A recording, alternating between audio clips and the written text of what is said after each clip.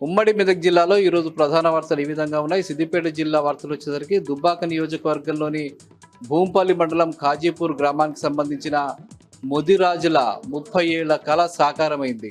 ఆ గ్రామానికి సంబంధించిన ముదిరాజులు ఆ ఊరి చెరువులో చేపలు పట్టడం కోసం చాలా ఏళ్లుగా పోరాటం చేస్తూ ఉన్నారు. ఆ గ్రామానికి సంబంధించిన కట్టుబాట్ల నేపథ్యంలో ఇతరులకు అక్కడ కాంట్రాక్ట్ ఇచ్చి ఇన్నాళ్ళు కూడా చేపలు పట్టించే పరిస్థితి ఉంది. కానీ కోర్టులో వాళ్ళు కేసు వేసి హైకోర్టు ద్వారా ఆదేశాలు తెచ్చుకున్నారు.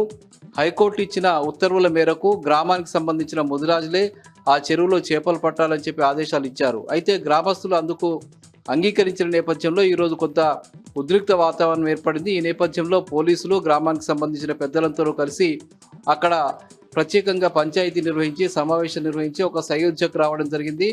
గ్రామానికి సంబంధించిన ముదిరాజులకు హైకోర్టు ఇచ్చినటువంటి తీర్పు ఆధారంగా చెరువులో చేపలు పట్టుకోవడం కోసం అవకాశం ఇవ్వాలని చెప్పి గ్రామస్తులంతా కలిసి తీర్మానం చేశారు. ఆ తీర్మానానికి అనుగుణంగా ఈరోజు ముదిరాజులు చెరువులోకి వెళ్ళి మొట్టమొదటిసారిగా 30 సంవత్సరాల తర్వాత అక్కడ చేపలు పట్టడం జరిగింది. ఇక నుంచి ప్రతిరోజు కూడా చెరువులో చేపలు పట్టుకోవడం కోసం స్థానిక ముదిరాజులకు అవకాశం ఉంటుందని చెప్పి పోలీసులు, గ్రామస్తులు, స్థానికంగా ఉండేటువంటి అధికారులు చెప్పడంతో ముదిరాజుల్లో హర్షం వ్యక్తమైంది.